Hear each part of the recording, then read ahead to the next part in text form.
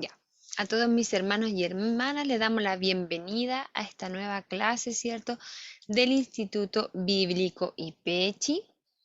Así que vamos a iniciar este día dando toda la gloria y la honra a nuestro Señor por estar aquí, ¿cierto? Gloria a Dios, gloria a Dios, gloria a Dios para siempre.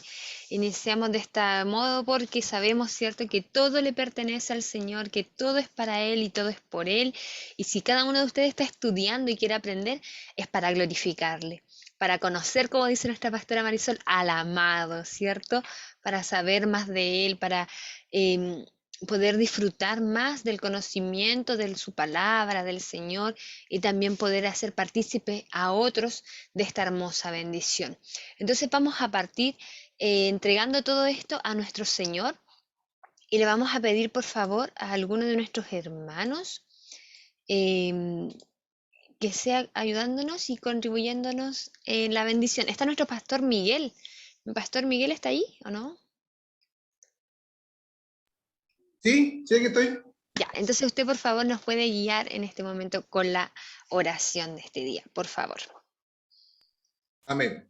Señor Jesús, en esta hora vamos ante su presencia, bendito Dios, primeramente agradeciéndole por el día de vida que usted nos ha prestado.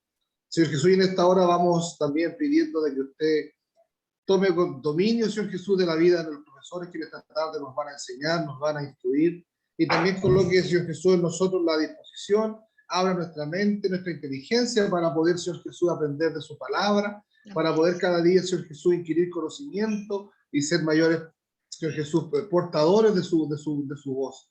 Señor Jesús, en esta hora, si alguno viniese aún de camino, esperando llegar a conectarse, Señor Jesús, te guarde, te proteja de todo peligro en el camino, Señor Jesús, que pueda llegar y también ser partícipe de esta bendición que usted tiene para nosotros. Le rogamos, Señor Jesús, que usted nos acompañe desde principio a fin de esta clase y que nos guarde con esa bendición que proviene del Padre, del Hijo y del Espíritu Santo. Amén. Gloria a Amén. Dios, gloria a Dios, gloria a Dios Gloria. para siempre. Amén. Que el Señor entonces nos bendiga. Ya habiendo orado, damos inicio a nuestra reunión. Somos poquito en comparación a otras clases, pero vamos a avanzar por el tiempo, porque si no terminamos muy tarde. Yo me alargo. Así que avancemos. Ya, hoy vamos a trabajar, ¿cierto?, el libro de hermenéutica, que es el mismo que vimos en la clase anterior. Vamos a recordar, ¿cierto?, un poquito qué hablamos en la clase anterior para aquellos hermanos que no estuvieron presentes, para refrescar la memoria, y luego vamos a darle con la lección 4, 5, 6, 7 y listo, se acaba el libro de hermenéutica. Ya, como les dije, hay cosas que son bastante densas a leer el libro, pero sabe que lo vamos a simplificar porque no es tan difícil como se cree. ¿Ya? Así que si usted lo leyó y quedó así como medio colgado, no se preocupe que aquí vamos a saldar esas dudas. ¿Ya? Así que avanzamos. Ya, resumen de la clase anterior. ¿Quién estuvo presente en la clase anterior? Vimos 3 puntos que eran muy importantes y que fueron en los que más ahondamos porque eran los fundamentales para establecer lo que es la hermenéutica. La lección número 1 fue cualidades del intérprete. ¿Ya? ¿Quién se acuerda de eso? Que me contribuya. ¿Cómo debía ser el exégeta, la persona que interpretaba la palabra del Señor?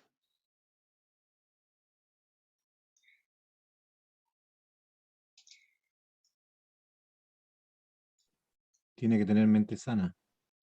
Ya, muy bien, mi hermano Winston, ¿cierto? Tenía que tener una mente saludable, ¿cierto? No estar con estas Equil- ideas del fin del mundo. una persona equilibrada. Exactamente equilibrada, ya eso es una cosa. ¿Qué más debía tener el intérprete de la palabra del Señor? Ya tenemos una, a ver qué más.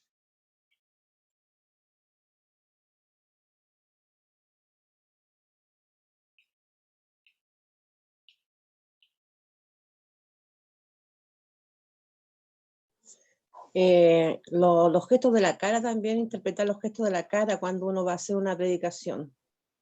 Claro, ¿cierto? Tener quizás esto de una buena postura, ¿cierto? Mi hermana no estar sonándose, todo eso que tiene que ver con un poquito con lo que vimos también cuando nosotros vimos homilética en el momento de predicar.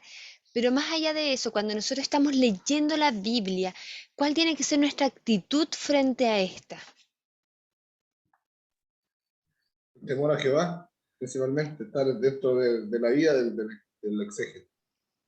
Exacto, tenemos que hacerlo todo con reverencia al Señor, ¿ya? Y con amor a los demás, porque debemos entender que el evangelio que nosotros creemos, la teología que nosotros profesamos, es una teología amparada en Dios, ¿cierto? Y en el amor de Dios hacia la humanidad. Entonces, si el intérprete, el exégeta, va con una visión de puro pelear, por decirlo así, ¿cierto? De estar siendo mejor que el otro, etcétera, etcétera, la interpretación que tenga va a venir de su carne, ¿cierto? De su forma de ser.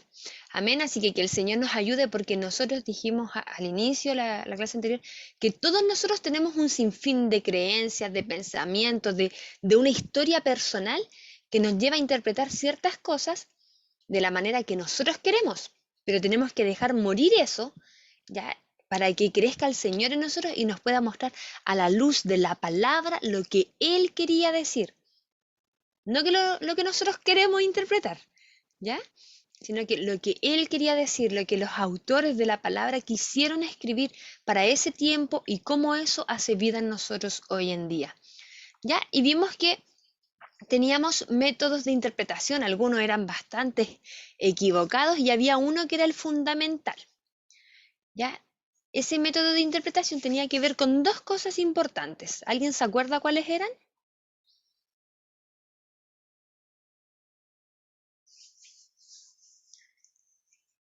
Vamos chequeando.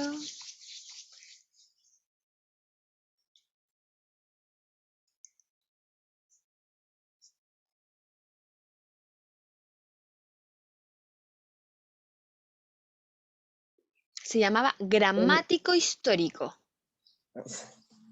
A ver, ¿quién el, está mé- ahí? el mé- el mé- mé- mérito alegórico Ya, y el método místico, algo así ya. eran. Esos métodos eran métodos equivocados, porque tomaban ciertas interpretaciones, poniéndole significado y simbolismo y cosas extrañas, po. Ya, después vamos a ver, hoy día justo nos toca ver el Apocalipsis, así que cuando veamos eso vamos a darnos cuenta que mucha gente ha interpretado de esa manera y es una manera que no corresponde. ¿Ya? Entonces, la forma correcta de interpretar era con el método gramático histórico, que se basa principalmente en lo que quiere decir la escritura, leyendo bien, respetando las comas, los puntos, porque sabe que el lenguaje es súper importante. Y a nosotros quizás no nos iba tan bien en el colegio, entonces de repente nos cuesta entender la escritura también. Por eso, ¿cierto?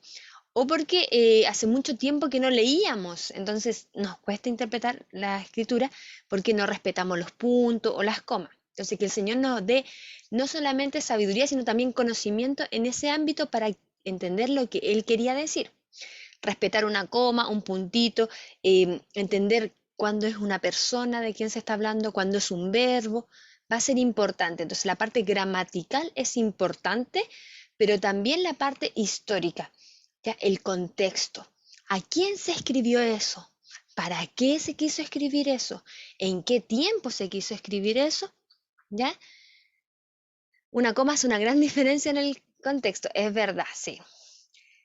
Exactamente. Ahí, cierto, uno de repente en Facebook aparecen unas cosas así como que estaba muy rico, ahora a veces no está rico, y ahí una coma, ¿cierto? Tiene toda una diferencia y, y puede hacer efectivamente una diferencia en la interpretación también de las cosas, si es que nosotros no leemos de manera adecuada. Y finalmente, la lección número 3 hablaba ya de la hermenéutica a grandes rasgos, de los ejercicios hermenéuticos que nosotros debemos hacer al momento de comenzar a interpretar la palabra del Señor. Y acá yo igual les di un tips, que era eso de la Biblia paralela. ¿Se acuerdan al final de la clase?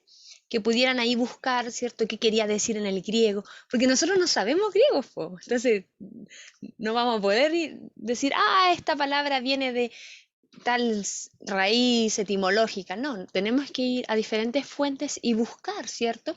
Nosotros tenemos, gracias al Señor, una Biblia que ya viene transcrita, traducida en nuestro idioma, y eso es una bendición. Porque antiguamente las personas tenían que leer el latín, ¿ya? O no estaban en el español y tenían que leerla en inglés, ¿ya? Entonces nosotros, gracias al Señor, la tenemos hacia nuestro idioma. Y siempre la recomendación mía, al menos para ustedes, es trabajar con la Reina Valera 1960, que es la que estamos acostumbrados, pero también ir viendo el paralelo de otras versiones que son mucho más actualizadas y contextualizadas a lo que realmente querían decir los textos. Porque nosotros tenemos un amigo y ese amigo tiene un amigo griego y el amigo griego dice que efectivamente la menos parecida es la Reina Valera a lo que realmente quería decir el texto, pero es la que más se usa porque es la más común. Entonces también es bueno esto de revisar otros tipos de Biblias, porque no existe una Biblia que sea la verdadera, sino que es el Espíritu Santo quien nos revela, ¿cierto?, sus ministerios. Amén. Así que vamos a continuar ya haciendo el resumen y partimos con la primera parte del día de hoy de la clase. Ya, ¿qué Biblia recomendaría como contextualización? Mire, la más asertiva, al menos desde mi experiencia, es la Nueva Traducción Viviente. Ya, es un lenguaje bastante actual y de repente un poco diferente a la Reina Valera, pero con la Nueva Traducción Viviente es lo más parecido a lo que decían realmente los relatos. ¿Ya? Entonces, esa es como... Y es súper simplecita de leer. Yo con los niños trabajo con esa. De hecho, en el libro del Mía, también vienen los textos en esa traducción. Ya en el libro del Mía de la Iglesia Pentecostal de Chile, ¿cierto? De que trabajamos con los niños, vienen en ese tipo de traducción porque es más cercana también. Ya, me gusta la versión Dios habla hoy. Sí, también la versión Dios habla hoy es bastante cercana. Entonces, ahí en realidad nos sentimos cómoda con alguna, pero tenemos la costumbre de ocupar la Reina Valera 1960 y sería medio extraño de repente leerla en otra, al menos en el púlpito, ¿cierto? Entonces usted aprenda, comprenda, pero sigamos igual con nuestras tradiciones porque tenemos hermanos que son mayores y no queremos, ¿cierto?, que ellos piensen otra cosa cuando estamos dando un sermón, sino que el Señor hable, amén. Así que siempre cuidar eso para no ser piedra de tropiezo de nadie, amén. Así que ya, vamos a partir con la lección número 4, la cual nos habla de los símiles y las metáforas.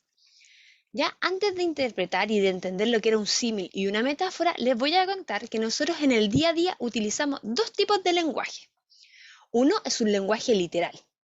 El lenguaje literal es cuando nosotros empleamos palabras de manera objetiva, es decir, que sean tal cual como las estamos expresando. Y otro es el lenguaje figurado, como cuando yo digo, uy, este lugar es un horno. Es un lenguaje figurado, porque este lugar no es un horno, ¿ya? Entonces, lo que estoy haciendo un símil, ¿ok? Lo mismo sucede en la palabra del Señor. Ocurren momentos, ¿cierto?, donde encontramos que los profetas, el salmista y los evangelistas escriben de manera literal, tal cual como sucedieron las cosas. Tenemos, ¿cierto?, los textos históricos donde se interpreta que existieron cosas tal cual como ahí están, pero también tenemos textos poéticos donde se habla en un lenguaje figurado. Entonces, esta lección número 4 vamos a hablar de esto, ¿ya? Y vamos a ver diferentes figuras que a nosotros probablemente nos las pasaron en quinto básico, octavo básico en el colegio, ¿ya?, que tienen que ver con el lenguaje figurativo o figurado. ¿Ya? El lenguaje figurado es aquel que utiliza palabras con un sentido distinto del que éstas tienen habitualmente. ¿Ya? Estas palabras se usan ¿para qué? Para darle un sentido que sea una interpretación propiamente tal del autor.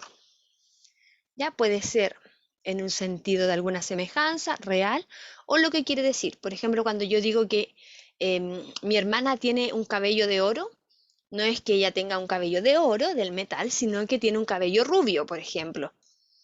¿Ya? Y así diferentes tipos de lenguaje figurado. Entonces me gustaría preguntarle a usted, en su día a día, ¿qué tipo de expresiones nosotros tenemos que ocupamos el lenguaje figurado? A ver. Y tenemos modismos también, porque por ejemplo en Chile ocupamos, te fuiste al chancho. ¿No escuchado eso, cierto? Te fuiste al chancho, que se sobrepasó, se sobrelimitó. Y significa que no que una persona se haya ido a donde un cerdito, no, sino que se extralimitó. Ya, a ver, alguien más que me quiera compartir, uno o dos, para que veamos que estamos en la misma sintonía.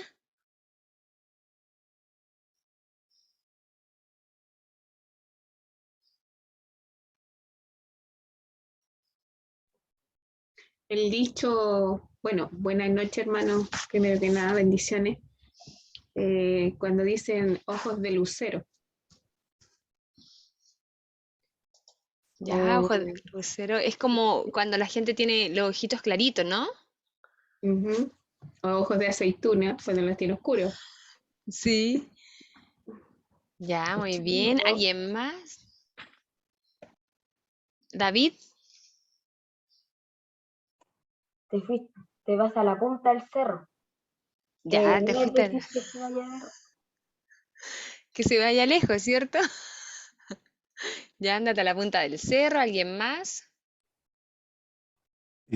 También a veces pasa que uno no encuentra la palabra justa como para hacer algo figurativo y hace un gesto, una, una demostración con las manos, con la cara, qué sé yo. Exacto, ¿cierto? Eso ya tiene que ver con la gesticulación. En este caso, eso vamos a tener que guardarlo para el momento de la interpretación a nivel de nuestra exposición. Pero fíjese usted que aquí en la palabra del Señor, a veces los autores, ¿cierto? Aquellas personas que escribieron también usaron lenguaje figurativo. Y aquí, por ejemplo, tenemos a la hermana Karime que pone, es más desordenado que los perros nuevos. Sí. Y estoy que me muero de hambre también. ¿Se imagina? Me muero de hambre y que una persona realmente esté pasando hambre. Po. Entonces, ahí tenemos que tener cuidado porque ¿se imagina usted la palabra del Señor que hubiese habido una frase como esta que se muere de hambre y nosotros creemos que realmente el autor estaba pasando hambre? ¿Ve? Entonces es que el Señor nos ayude. Se me está arrancando una tripa. Ya, hermano. Hermano, ¿se le está pasando en verdad ahora? ¿Cierto? Sí, el Señor nos ayuda, amén. Y así tenemos un sinfín de lenguaje figurado. Ya. ¿Por qué hacemos este ejercicio? Ya. No solamente es para que nos riamos, sino también para que entendamos que en ese tiempo también existía el lenguaje figurado, existían modismos, existían personificaciones y muchos símbolos.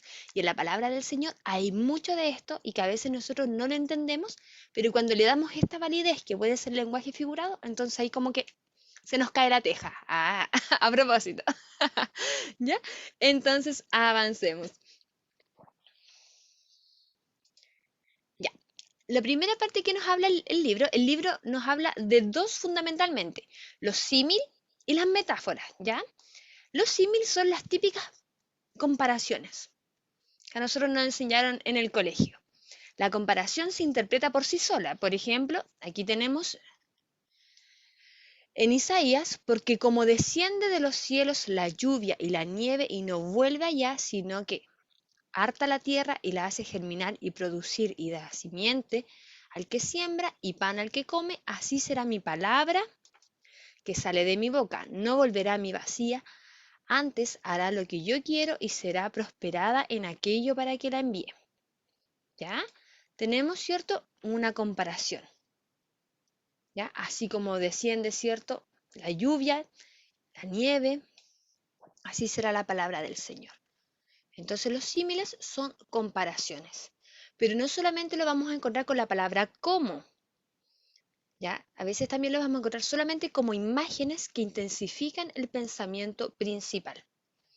¿Ok? Entonces vamos a encontrar estas figuras, pero esto no significa que existan propiamente tal en la Biblia o que hayan ocurrido estas circunstancias. ¿Ya? Recordemos que, por ejemplo, aquí hay un simbolismo súper importante también para el pueblo de Israel, justo en Isaías 55, que ellos vivían en el desierto. ¿Ya? Entonces imagínense, está hablando de la lluvia y de la nieve. Entonces para ellos es algo muy grandioso la lluvia y la nieve. ¿Ya? Entonces aquí vemos un símil, luego acá abajo coloqué otro, dice, soy semejante al pelícano del desierto, soy como el búho de las soledades, velo y soy como el pájaro solitario sobre el tejado. En este sentido, este soy como hace referencia, ¿cierto?, al salmista cuando se encuentra en una soledad profunda. ¿Ok? Entonces, nuevamente encontramos, ¿cierto?, una imagen que intensifica el pensamiento principal, que es la soledad. ¿Ya? Y así vamos a encontrar en la palabra del Señor y podemos hacer este ejercicio de hermenéutica, de interpretación, al ver siempre la palabra como, pero también al ver cuando el autor, ¿cierto?, coloca imágenes de comparación, de símiles. ¿Ya? Aquí tenemos otro. Y este ya no es en el Antiguo Testamento, sino en el Nuevo Testamento. Segunda de Timoteo 2:3. Tú pues sufre penalidades, ¿cierto?, como buen soldado de Jesucristo. Así lo decimos nosotros en la Reina Valera. Aquí dice, tú pues sufre trabajos como fiel soldado de Jesucristo. ¿Ya? Entonces, ¿como quién? Como un soldado. Inmediatamente después de estas palabras, ¿ya?, el apóstol Pablo añade, ninguno que milita se embaraza en los asuntos de la vida a fin de agradar a aquel que lo tomó por soldado. ¿Ya? Ahí tenemos una imagen, ¿cierto? La imagen del soldado. Ahí tenemos diferentes símiles. En la palabra del Señor encontramos un montón. ¿Ya? Así que les voy a pedir a ustedes que si están con su libro, abran el libro, busquen otro y me lo compartan, o bien busquen en la palabra del Señor otro símil, ya, para que interpretemos y entendamos cuáles son los símiles en la Biblia. Ya vamos a ir así trabajando la clase de hoy porque la verdad es que esta información hay que llevarla a la práctica. ¿Ya? Así que vamos buscando símiles en la palabra del Señor. Romanos 12:4. Ya. ¿Qué dice Romanos 12:4?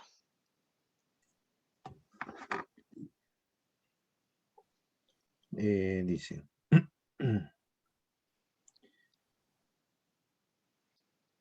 dice, porque de la manera en que un cuerpo tenemos muchos miembros, pero no todos los miembros tienen una misma función. Y el 15 dice así, nosotros siendo muchos, somos un cuerpo en Cristo y todos los miembros los unos de los otros. Perfecto, ¿ve? Y ahí no estaba la palabra cómo. Ah, sí, dice al final cómo. Pero se da cuenta que ahí lo que refuerzan es la imagen de la unidad, ¿cierto? Porque si uno se corta la mano y la mano anda solita, no es parte del cuerpo. Una mano sola no es cuerpo, es mano. David Castro tiene otra, dígamela. Corintios 12:12. Porque así ¿Ya? como el cuerpo es uno y tiene muchos miembros, pero todos los miembros del cuerpo, siendo muchos, son un solo cuerpo. Así también Cristo. También, ¿cierto? Refuerza la imagen de la unidad.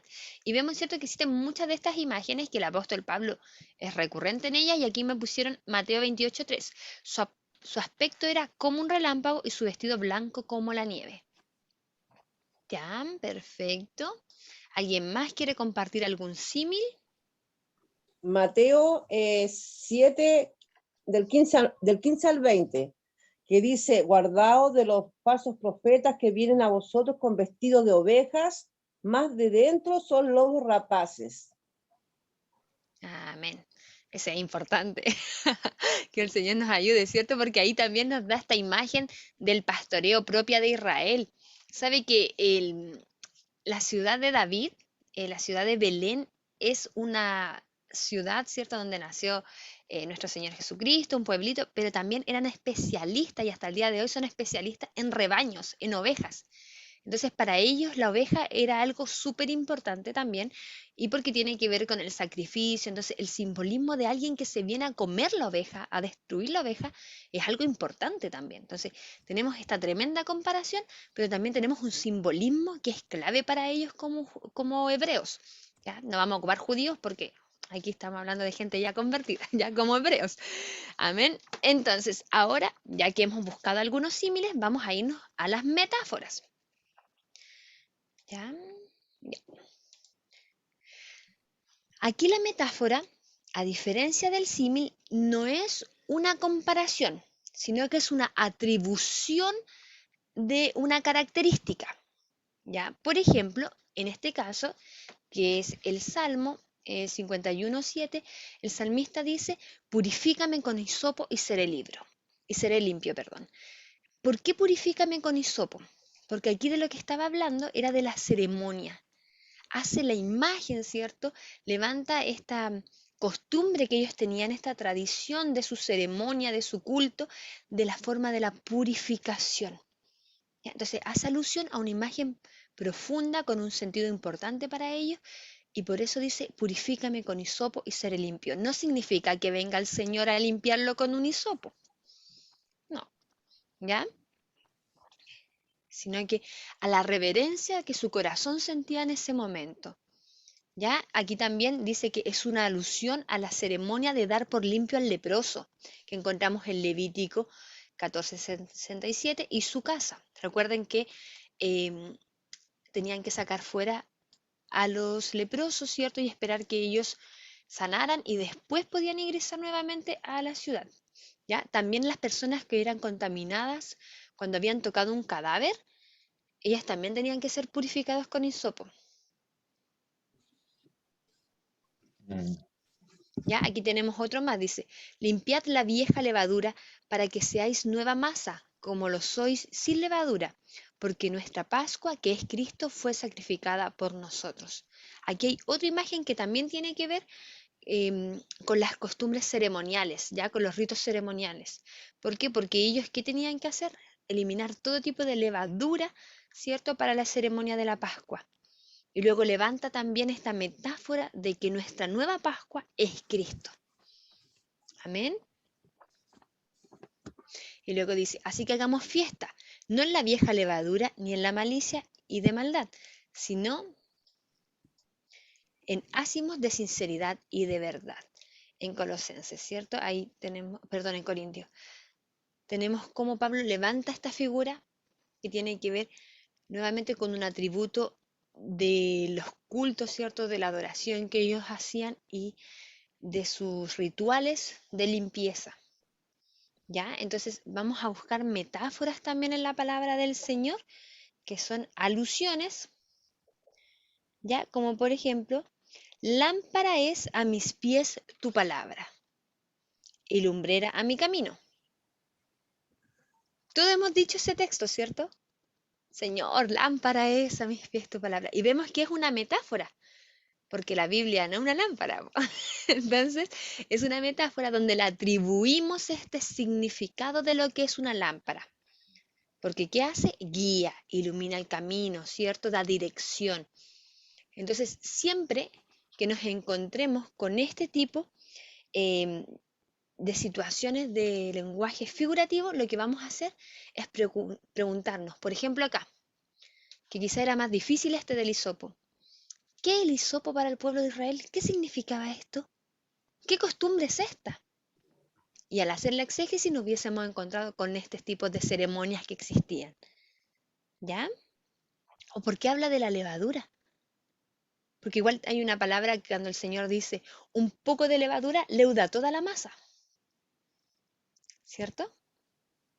O cuando habla del olor en la casa del perfumero, que una mosca, ¿cierto? Da mal olor. ¿Se da cuenta? No está hablando de que nosotros no vayamos a ser como las moscas, no. ¿Qué significaba la mosca en ese sentido? ¿Se da cuenta? Entonces vamos a ese sentido a buscarlo. Y ahí interpretamos correctamente. Pero no solo qué significa para nosotros, qué significaba para quienes escribieron en ese momento y para el pueblo que iba a recibir en ese momento las cartas y los evangelios. Amén. Entonces ve todo eso que era como muy difícil en el libro, lo pusimos aquí simplecito. ¿Ya? Vamos a ver alguna otra metáfora que alguien haya encontrado. Que Dios le bendiga a mi hermana. Hola, pastora, ¿cómo Puede está usted? ser, bien, gracias a Dios. Cariño a todos. Puede ser Mateo 5, versículo 13, la sal de la tierra. Ya, vosotros sois la sal de la tierra, sí. ¿Ese? Sí, sí, San Juan porque 15, San Juan A 15, menos de que usted se corte un pedacito y se lo ponga a un, a un tomate para sazonar, usted no es Claro, salvo, ¿cierto? Ya, mi pastor, ¿qué dice? San Juan 15:5 también donde nos habla y dice, yo soy la vid, vosotros los pámpanos, el que permanece en mí y yo en él, este lleva mucho fruto, porque sin mí nada podéis hacer. Exacto. ¿Y qué significa la vid entonces? Porque acuérdense que tenemos que ir a eso. ¿Qué significaba la vid? Vida. Ya, la vida. ¿Y qué más? ¿Qué significaba la vid? ¿Con qué se relaciona la vid?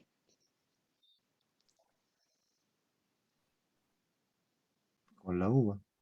Ya, ¿y la uva con qué la relacionan el pueblo de Israel? Con el vino. Con el vino, pues, ¿ves? Sí, no había que ser tan tímido, ¿cierto? Y eso tiene un significado importantísimo para el pueblo de Israel. Ve que todas las ceremonias el vino era fundamental.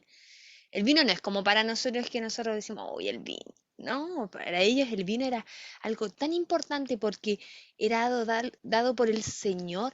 Y sabe que hacer vino en Israel, en el desierto, en medio del desierto, es algo importante.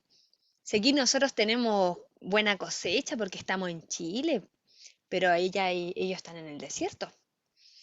Entonces no hay la facilidad para cosechar que hay acá. Que imagínense que mi suegro tiene una parrita chiquitita en la casa, que mi abuelita tiene una parrita en la casa. Esa facilidad ellos no la tenían. Entonces que el Señor diga que Él es la vid, que de Él proviene el gozo, que de Él proviene la vida, que de Él proviene todo lo bueno. Es una figura importante. ¿Ya? Entonces, aquí todos esos simbolismos los encontramos solamente cuando hacemos la exégesis. ¿Ya? ¿Y dónde vamos a encontrarlo? Luego lo vamos a ver, ¿cierto? Nuestro hermano Andrés nos va a ayudar en que la misma Biblia interpreta la Biblia. Entonces, a la raíz de la palabra podemos encontrar partes donde vemos, ¿cierto? ¿Por qué es importante esto? ¿Ya? Entonces, avanzamos. Ya, y aquí encontré diferentes figuras literarias que vamos a encontrar en la palabra del Señor. Hoy se lo moví. Ya, algunos son los topos. Ya, los topos, ¿a qué hacen referencia? Perdón, los tipos. A las personas, los lugares, los objetos, los eventos importantes. Por ejemplo, las fiestas. Aquí mismo cuando habla de que Cristo es nuestra Pascua, no se refiere a la Pascua que hoy día conocemos nosotros, que es la Pascua de Resurrección, los conejitos, los huevitos, pensarán los niños, no, a la Pascua que era para ellos, para los judíos, que significaba esa celebración tan importante, ¿ya? Entonces, aquí también nos damos cuenta cuando habla de Moisés, cuando hablan de Adán, ya en Hebreos hay mucho, ¿cierto?, de estos tipos que son finalmente personas, pero son simbolismo. ¿Quién es Adán? La simiente de Adán cuando habla, ¿ya? Y así diferentes objetos como el arca del pacto, en el tabernáculo, etcétera, etcétera. También encontramos el candelero, ¿ya? Entonces, esos serían los tipos que van a ser ilustraciones tomadas del Antiguo Testamento generalmente, ¿ya? Para señalar alguna confirmación de ellos en el Nuevo Testamento. Perfecto, esos serían los tipos. Tenemos también los modismos. Ya, los modismos aquí tienen que ver con propiamente tal los dichos de aquella época. ¿Ya? Entonces ahí lo vamos encontrando a la luz de los mismos salmos, por ejemplo, ¿ya? Dichos de aquellas épocas, ya como decir que Abraham es el padre de todos, o decir que son hijos de David cuando vienen de la simiente, ¿cierto? De ellos, son dichos. El hecho, recuerdo, hace mucho tiempo atrás, mi papá estaba cantando Jesús, Jesús, hijo de David, y yo lo quedo mirando y le digo, papá, ¿de quién era hijo Jesús? ¿De David? Pues me dice. Le digo, pero papá, de verdad. ¿De David? No, pues de José. ¿Por qué? Porque claro, pasa esto de que reproducimos un cántico o algo sin tener el conocimiento. Y que hijo de David significaba que venía de esa simiente, ¿ya? De esa genealogía. Entonces, los modismos tenemos eso, ¿ya?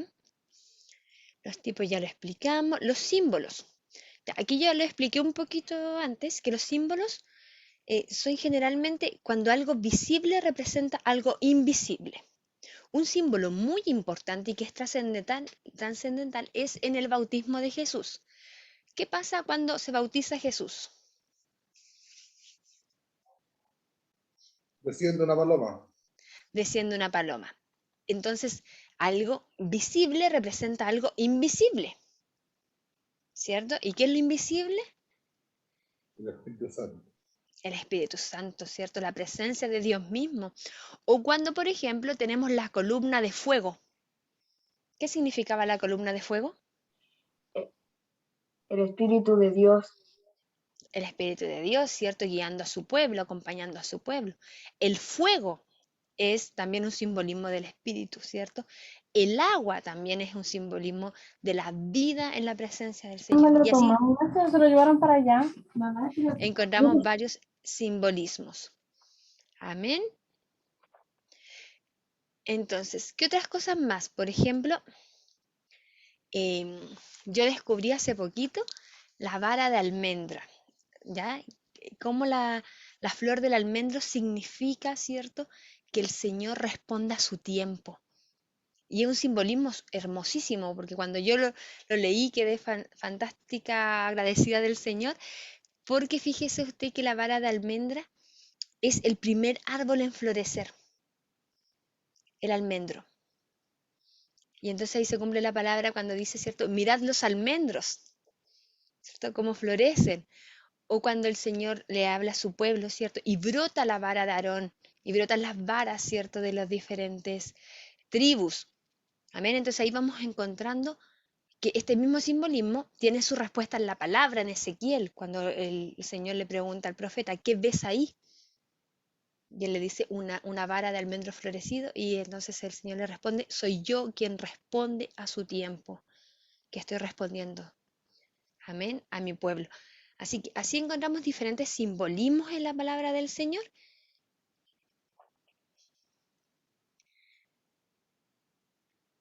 Y no por eso significa, ¿cierto?, que vamos a andar mirando de verdad los almendros y cuando florezca un almendro va a significar algo. No, sino que en realidad es un simbolismo bíblico. Amén, tenemos las parábolas también que ya la habíamos visto, ya que era la manera, ¿cierto?, que el Señor se comunicaba con las personas de todos los estratos sociales, ¿ya? Y una parábola significa semejanza o enseñanza, ¿ya? Una enseñanza a través de una semejanza. Las parábolas están compuestas de 3 partes, que son 1, la ocasión, 2, la narración y 3, la lección espiritual. ¿Ya? Su correcta interpretación demanda que las 3 partes deben tomarse en cuenta. ¿Ya? Normalmente esta ilustración es como una parte de un sermón. Por eso tiene una ocasión, la narración y la lección espiritual. ¿Ya? Porque la parábola propiamente tal es un mini sermón. ¿Ya? Acá tenemos, voy a buscar un texto bíblico. Marcos 14, esperemos un minuto que estoy buscando este texto bíblico. 14:61. Ya.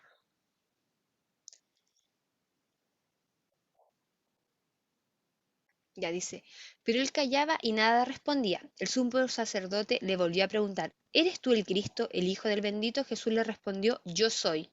Y veréis al Hijo del hombre sentado a la diestra del Dios de poder y viniendo las nubes del cielo. Como se dan cuenta, esta es una sola frase cortita, pero tan poderosa que el Señor responde al sumo sacerdote, que es una parábola aparentemente contradictoria. ¿Por qué contradictoria? Porque en ese contexto le estaba diciendo que Él era y cómo lo veréis.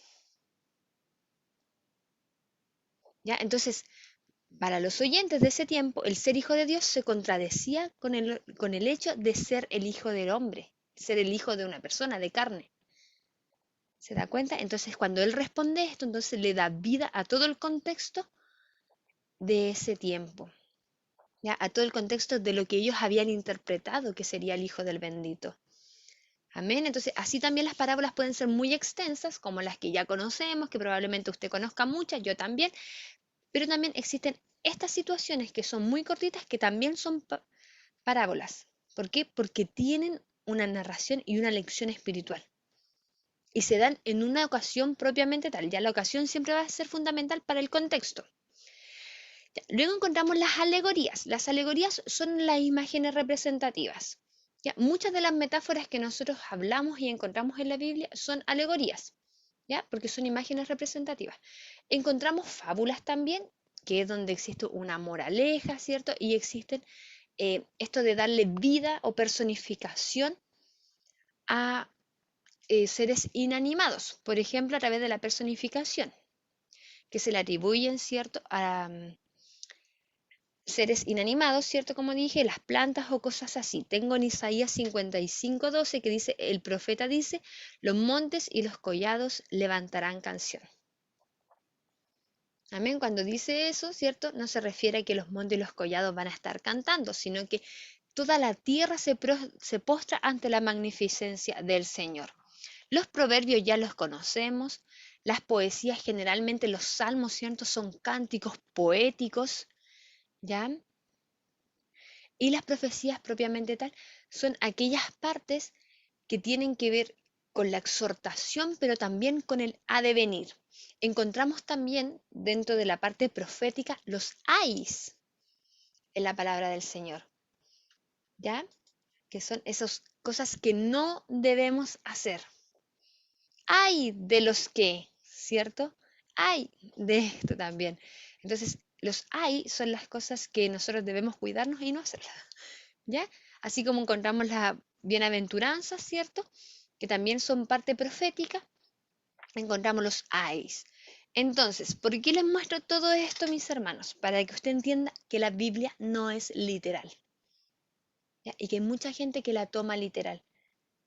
Y que sería insólito creer que todo el lenguaje es literal, porque estamos hablando de escritores que eran personas, que sentían cosas y sentían cosas tan maravillosas que de una u otra forma debían expresarla con otro tipo de palabras. ¿Ya? Es como cuando usted le quiere explicar a un niño lo que es la presencia del Señor. No existen las palabras y probablemente usted le diga es como meterte en una piscina, ¿cierto? Porque es tan rico, refrescante, maravilloso. ¿Se da cuenta? Entonces, lo mismo sucede en la palabra del Señor. Frente a lo que estaban estos seres humanos, faltos, ¿cierto? Débiles, igual que nosotros, era tan grandioso que tuvieron que recurrir a elementos propios del lenguaje. ¿Ya? Así que hasta aquí la lección 4, símiles y metáforas. ¿Ya? ¿Alguna duda, pregunta?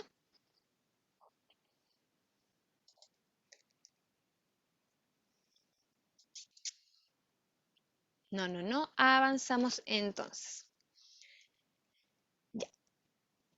Armonía y diversidad de los evangelios.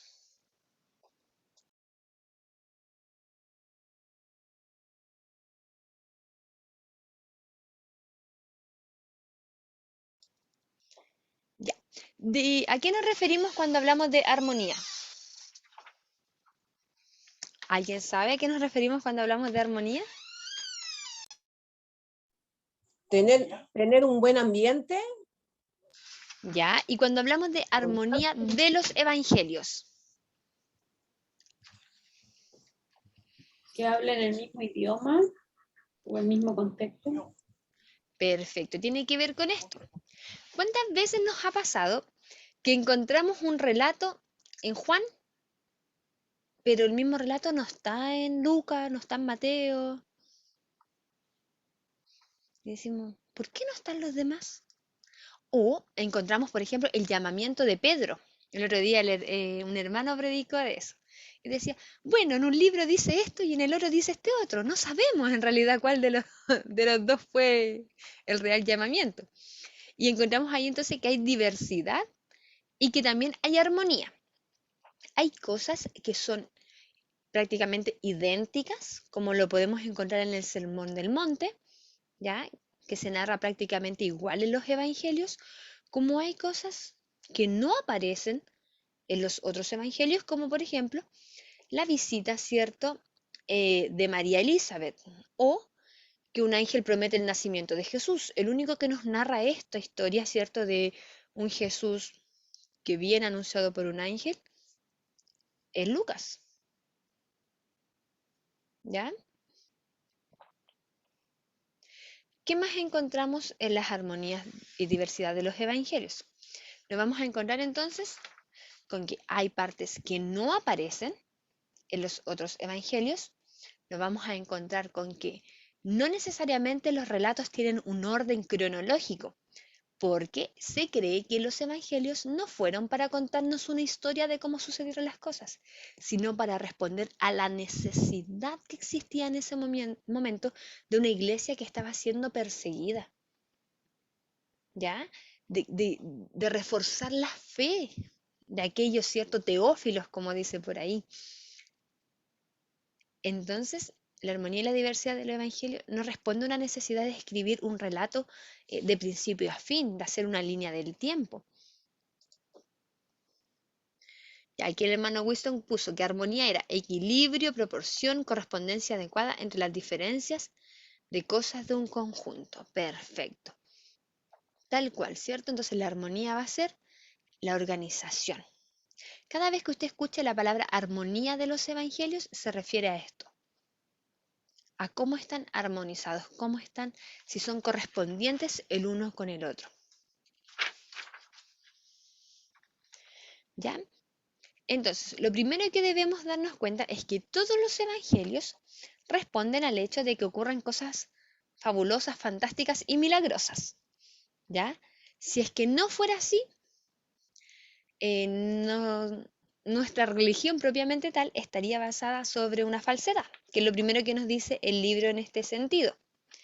¿Ya? Que cada uno de los 4 evangelios nos presenta el relato al natural del Señor y que ese relato natural es sobrenatural y divino, siempre. ¿Ya? ¿Por qué? Porque el Señor es sobrenatural y divino. ¿No ve que es 100% hombre y 100% Dios? ¿No ve que venció a la muerte y la resurrección es algo totalmente milagroso?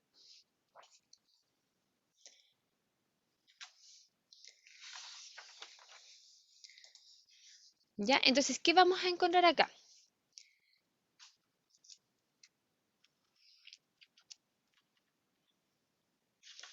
Ya.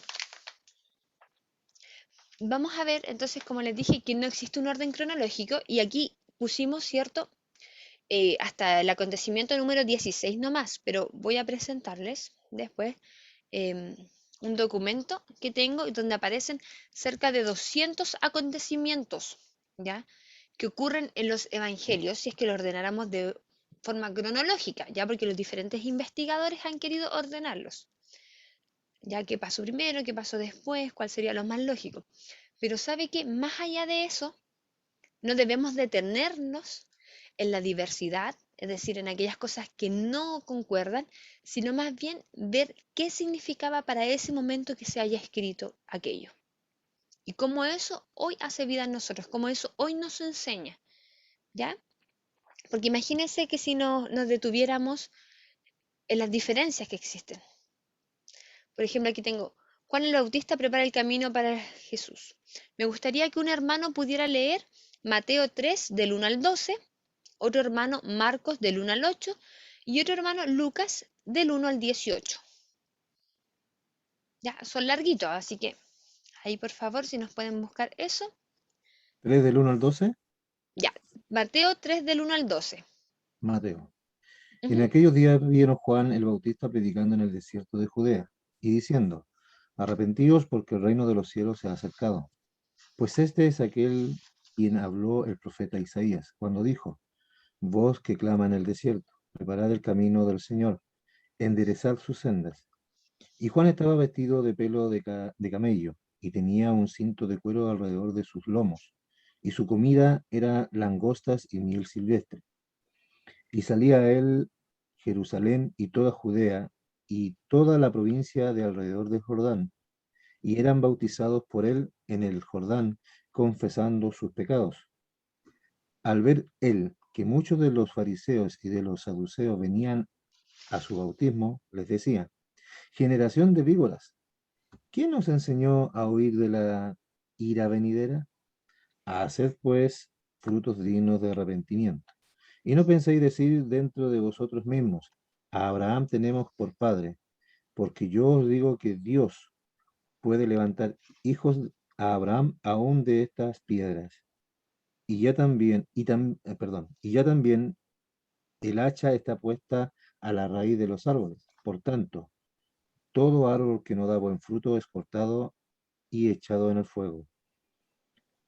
Yo a la verdad os bautizo en agua para arrepentimiento, pero el que viene tras mí, cuyo calzado yo no soy digno de llevar, es más poderoso que yo. Él os bautizará en Espíritu Santo y fuego. Su aventador está en su mano, y limpiará su era, y recogerá su trigo en el granero, y quemará la paja en fuego que nunca se apagará. Perfecto. Ya. ¿Se dieron cuenta todo el lenguaje simbólico que estaba cargado el discurso de Juan, o no? A medida que lo Sí, fueron escuchando. Yo sí. escribí lo del hacha. ¿Todavía queda? ¿O estamos listos? ¿Hasta el 12? ¿Este era Ya. el 12? ¿Sí? ¿Hasta el 12? Sí. Hasta el 12. Ya. Recogería el trigo, quemaría la paja, ¿cierto? Espíritu Santo y fuego. Ya habló de Abraham. Ya predicaba en el desierto de Judea. Hace alusión a la profecía de Isaías, ¿cierto? Y describe a Juan cómo estaba vestido también. Vamos a ver quién nos puede Generación de víbora contribuir la dice también. también, ¿cierto? Generación de víboras, ¿cierto? Ya. Marcos 1, del 1 al 8, a ver quién nos puede compartir eso.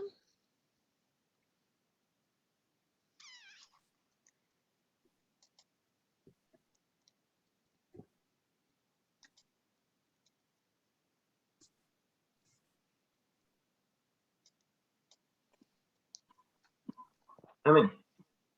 Ya. Marcos 1 del 1 al 8 dice: predicación de Juan el Bautista, principio del Evangelio de Jesucristo, Hijo de Dios, como está escrito en Isaías el profeta. He aquí yo envío mi mensajero delante de tu faz, el cual preparará tu camino delante de ti. Voz del que clama en el desierto, preparad el camino del Señor, enderezad sus sendas. Bautizaba Juan en el desierto y predicaba bautismo de arrepentimiento para perdón de pecados. Y salían a él toda la provincia de Judea y todos los de Jerusalén, y eran bautizados por él en el río Jordán, confesando sus pecados. Y Juan estaba vestido de pelo de camello y tenía un cinto de cuero alrededor de sus lomos, y comía langostas y miel silvestre. Y predicaba diciendo: viene tras mí el que es más poderoso que yo, a quien no soy digno de desatar encorvado la correa de su calzado. Yo a la verdad os he bautizado con agua, pero él os bautizará con Espíritu Santo. Amén. Aquí no nos bautizaba con fuego. En el oro sí. Ya entonces ahí nos damos cuenta que sí existe armonía porque el relato es el mismo, pero que incluso en esa armonía hay diversidad. ¿Ya? Entonces, ahora vamos a leer, por favor, alguien que nos apoye, Lucas 3, del 1 al 18. Amén, yo lo leo. Perfecto. Lucas 3. Ujú. ¿Cuál era el versículo? Del 1 al del 8. 1 al 18, es larguito. Ah, 18. Dice el nombre del Señor. En el año 15 del imperio de Tiberio César, siendo gobernador de Judea Poncio Pilato y Herodes tetrarca de Galilea y su hermano Felipe tetrarca de Iturea y de la provincia de Traconite y Lisanias tetrarca de Abilinia, y siendo sumos sacerdotes Anás y Caifás, vino palabra de Dios a Juan, hijo de Zacarías, en el desierto.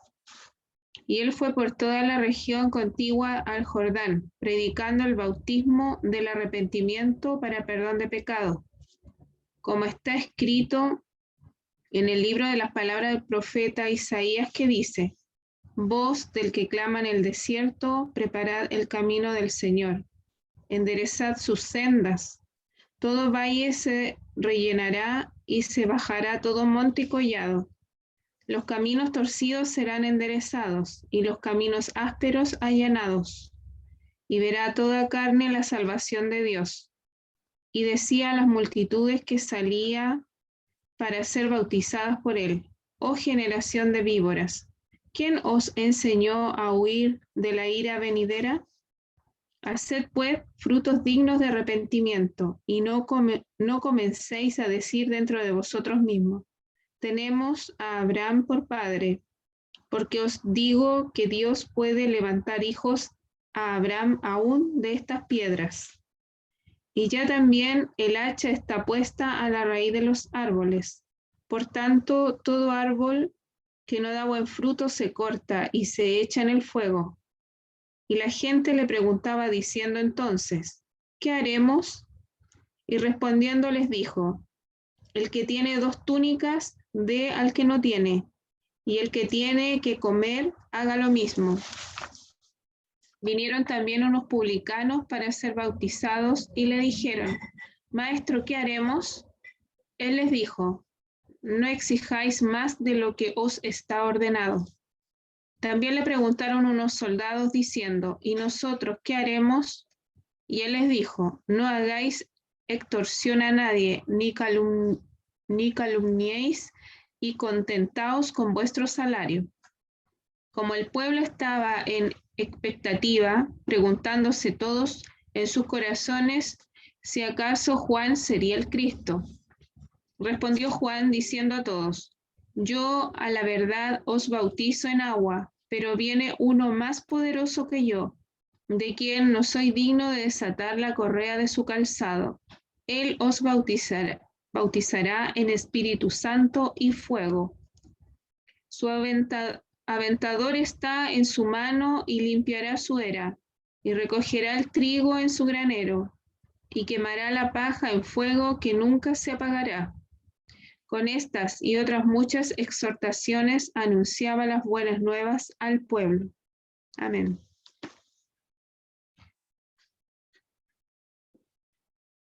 Estaba muteada. Ya, ¿se dieron cuenta que aquí fue mucho más específico respecto a los detalles, Lucas? Ya. Uy, se me movió todo. Ya, entonces ahí nos damos cuenta que, claro, que existe armonía en el Evangelio, pero también existe diversidad y riqueza en ellos. Tenemos que ver también quién los escribió, hacia quién, ¿cierto? Los escribió, porque no es lo mismo, ¿cierto?, escribir para los judíos que escribir para los gentiles. Entonces, encontramos diferentes imágenes de Jesús que también lo vimos cuando estudiamos la vida de Jesucristo. Ya, dentro de los evangelios hay 3 los cuales se denominan sinópticos. Estos son Mateos, Marcos y Lucas. ¿Ya? ¿Por qué? Debido a su afinidad y su semejanza. Y luego tenemos también Juan, que no está dentro de estos evangelios sinópticos porque su, su forma de narrativa es mucho más espiritual también. ¿Ya? Entonces, aquí eso es importante. Les voy a compartir un documento que tiene que ver con esto. Va así tal cual ordenadito como está aquí. ¿Ya? La armonía de los evangelios. ¿Ya? Y aquí no nos vamos a detener más. ¿Por qué? Porque así como existe armonía de los evangelios, nosotros en la Biblia vamos a encontrar otros relatos que también son paralelos. Como por ejemplo las historias de Crónicas y de Reyes. ¿Ya? O de los profetas, ¿cierto? Con los reyes. ¿Ya? Entonces podemos ir, ¿cierto?, donde un profeta y luego encontrar que hablan del mismo rey. ¿Ok? Entonces ahí esa parte hermenéutica propiamente tal, somos nosotros la que debemos complementarla a raíz de lo que podamos ir investigando también, ya de la fecha, el tiempo, etcétera, etcétera. Perfecto, entonces todo lo que tiene que ver con la armonía de la palabra del Señor Básicamente nosotros nos vamos a dar cuenta que no necesariamente va a estar organizadito cronológicamente porque el propósito no era darnos un relato histórico, ¿ya? Exceptuando, ¿cierto?, el libro de Reyes, que sí es muy organizadito, ¿ya? Y el libro de Crónicas también está muy organizado también. Entonces, ¿qué más? Ya, la armonía interna esencial tiene que ver prácticamente con el legado que nos entregan los evangelios, ¿ya? No con la forma, sino con el legado propiamente que todos nos entregan. ¿Qué nos dice Mateo? Que Jesucristo era, ¿cierto?, la promesa, el rey prometido. ¿Qué nos entrega Marcos, ¿cierto? Un Mesías. ¿Qué nos entrega Lucas? Un sanador, un hombre Dios.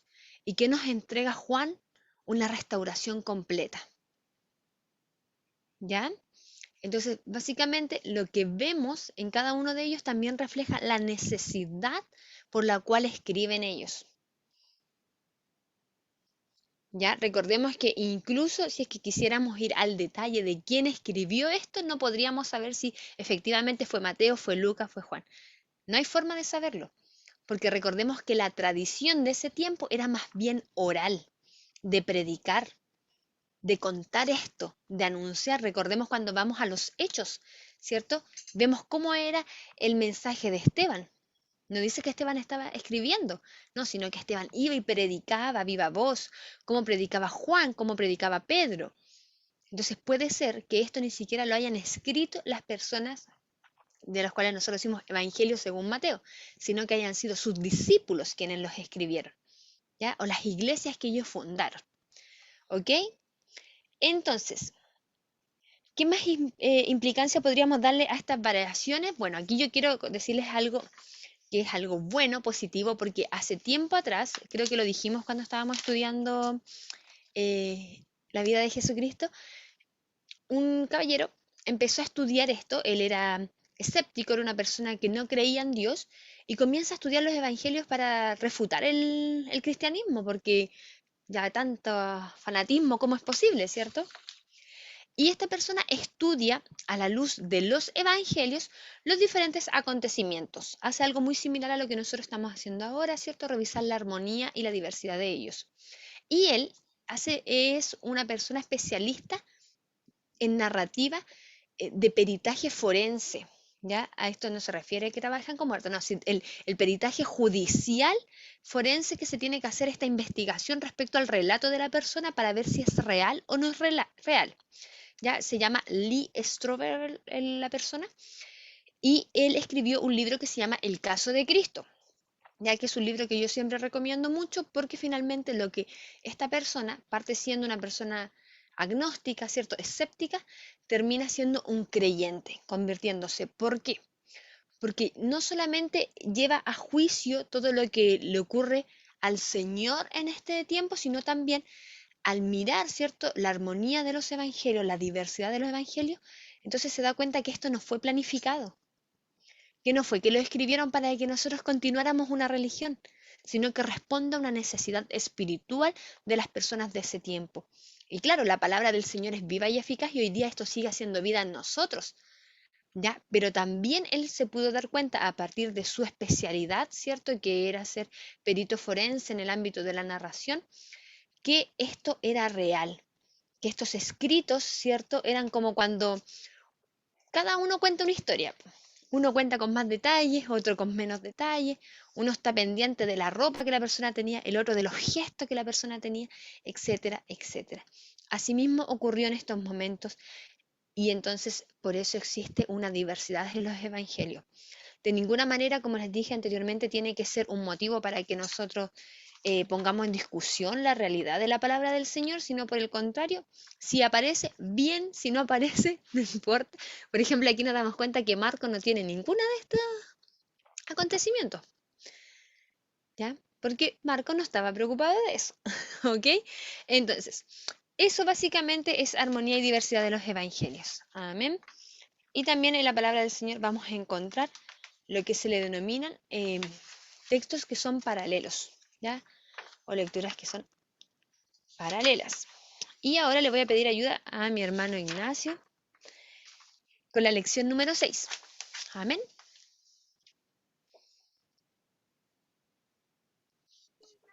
Amén. Que el Señor le bendiga. ¿Se escucha bien? ¿Sí?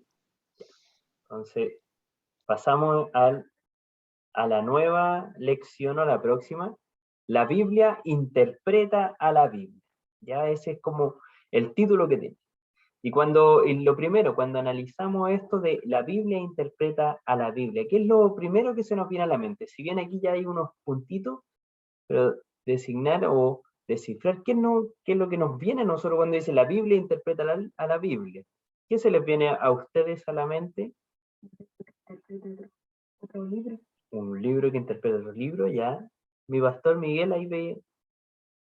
Que encontramos respuestas en ciertos pasajes que nos dejaron interrogantes, pero que si seguimos poniendo la escritura, vamos a encontrar la respuesta que no encontramos o que no pudimos tener al momento. Ya, ¿cierto? Y tal cual como decía aquí David y nuestro pastor Miguel, entonces es un libro que se interpreta a otro libro. Recordemos primero, y así como para hacer un poco de contexto, que nuestra Biblia, o la Biblia que nosotros hoy día tenemos, es una recopilación de muchos libros también, ¿ya? No, esto no fue escrito uno por uno y conversando autor con autor. De hecho, encontramos que la Biblia se escribe en un periodo de alrededor de 1000 años y hay más de 40 autores distintos en ella, ¿ya? Entonces, cuando vemos esto, empezamos a ver que ella se interpreta a sí mismo, como dice nuestro hermano Winston. ¿Y aquí hace referencia a eso? ¿Ya? Y aquí encontramos distintos tipos de citas y formas en que ella se va interpretando a sí misma. Por ejemplo, encontramos pasajes paralelos, ¿cierto? Tal como los que le mencionaba nuestra hermana Chanis, no sé, por Crónicas y el Libro de Reyes, ¿ya? Encontramos otras citas, o encontramos estos libros sinópticos, que son los del Nuevo Testamento, como lo son Mateo, Marco y Lucas, donde tienen muchas similitudes, pese a que estos autores, o estas iglesias que al minuto crearon estos escritos, no se conversaban o no tenían este diálogo entre ellos, vemos una similitud tremenda entre sus hechos, ¿ya? Entonces, eso es lo primero, pasajes paralelos, y aquí dice, del Antiguo Testamento, y citas hechas por escritos recientes en otros libros más antiguos, o sea, libros del Antiguo Testamento que se encontraban referenciados a otros mismos del Antiguo Testamento. También encontramos citas neotestamentarias, o sea, del Nuevo Testamento, que hacen referencia al Antiguo Testamento, ¿cierto?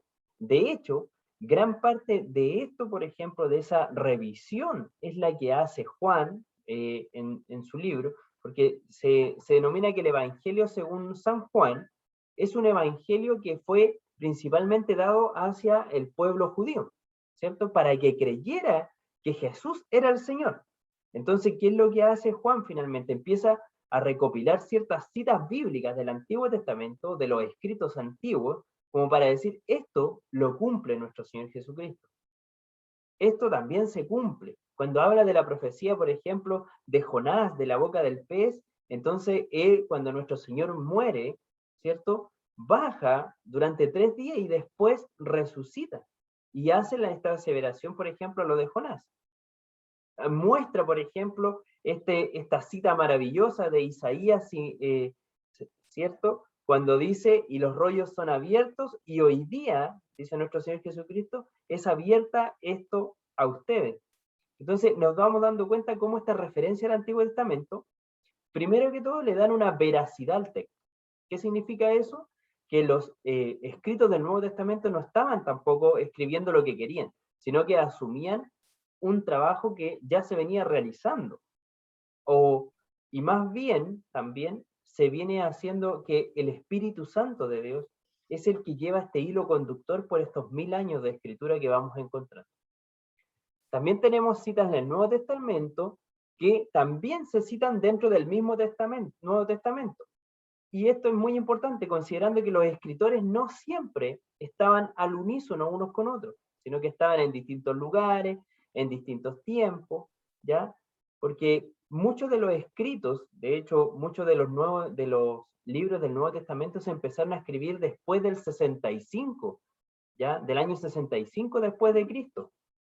considerando que nuestro Señor más o menos tuvo que haber partido entre el año 30 al 33 más o menos, se especula, después de Cristo. Entonces, todos estos escritos pasaron 35 años posteriormente para que se empiecen a escribir, ¿ya? Entonces, esto también es maravilloso en esta recopilación de los hechos. ¿Y por qué es tan importante y tan hermoso? Es como cuando, no sé si usted ha tenido la suerte, por decirlo así, de escuchar ciertas palabras de alguien, de un ser amado, un ser querido que a lo mejor hoy día ya no está con usted. ¿Se da cuenta que esos hechos finales marcan mucho? Hay algunos que, no, por distintas situaciones, a lo mejor sus papás, su mamá, su abuelito, ya no los acompañan, pero siempre recordamos sus dichos, recordamos sus palabras, recordamos ese cariño, ¿cierto? Con un amor especial, y esas últimas palabras tienen un significado muy, muy especial para nosotros, ¿sí? Entonces, imagínense una iglesia que empieza a recordar los hechos del maestro. O imagínense a Juan, después ya teniendo alrededor de 70 años, y escribiendo cuando andaba con el maestro. Estos hechos pasaron 30 años antes, entonces empezamos a ver que la Biblia se va interpretando a sí misma, porque empieza a haber una correlación de los hechos. Hay un cumplimiento de las promesas y de las profecías, ¿sí? De hecho, se ve teológicamente que hay más de 300 profecías que son cumplidas en nuestro Señor Jesucristo. Más de 300, y esto nos da una veracidad tremenda de que Él es el Mesías, ¿ya? Tenemos entonces algunos ejemplos de estos textos paralelos. Por ejemplo, Génesis 11, del 10 al 26, nos muestra la genealogía de Sem. Y esto también lo podemos encontrar en Primera de Crónicas 1, del 17 al 27.